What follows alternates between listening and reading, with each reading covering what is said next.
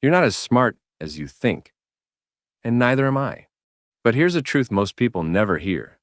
You don't have to be born a genius to outsmart the world.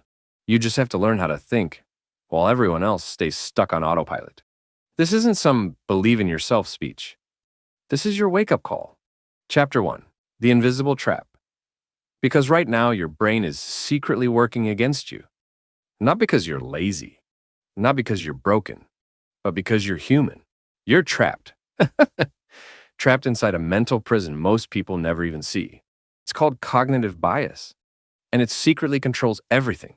What you buy, who you trust, what you believe, how you judge yourself. You think you're making decisions? Most of the time, you're just reacting to invisible tricks your mind plays to keep you safe. Chapter 2. How bias blinds us.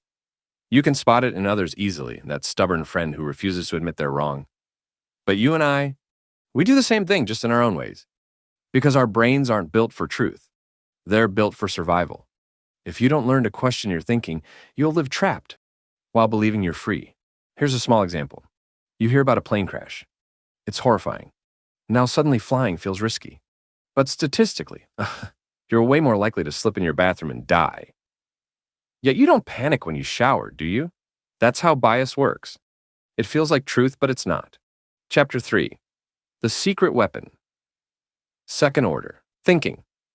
If you want to escape this trap, there's one habit you need to master. Second order thinking.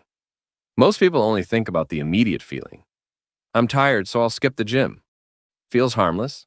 But second order thinkers ask, what happens next? And after that, I skipped today. Tomorrow it's easier to skip.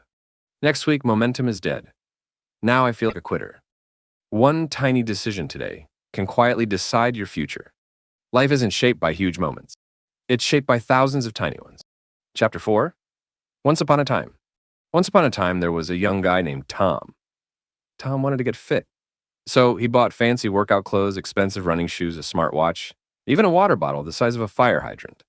He did everything, except actually go to the gym. Every day he said, tomorrow, definitely tomorrow.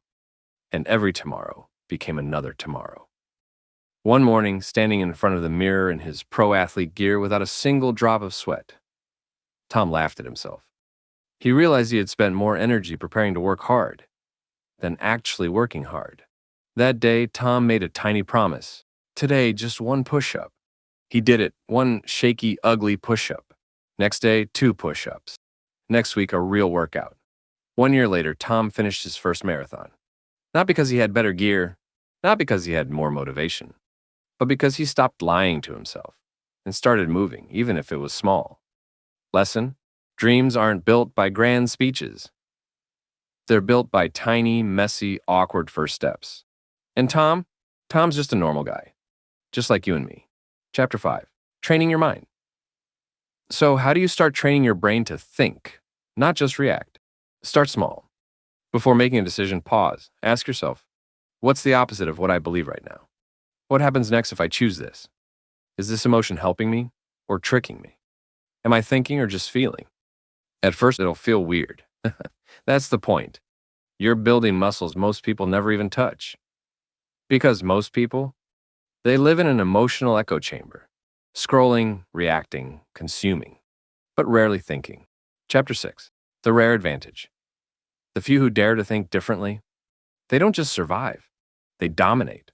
They notice opportunities others miss. They stay calm while others panic. They build lives that seem lucky to everyone else. It's not luck. It's not talent. It's discipline, the rarest strength there is. Final chapter, your move. So, here's the real question. What will you do now? Are you going to scroll to the next video chasing another hit of instant inspiration? Or are you ready to actually do something? If you're serious, pause right now. Don't just listen, practice. Pick one decision you're about to make today. Pause. Think second order. Play it forward. You won't feel fireworks. You won't feel powerful right away. But you'll have just taken the first step out of the trap and into a life most people only dream of. You know what to do. Your move.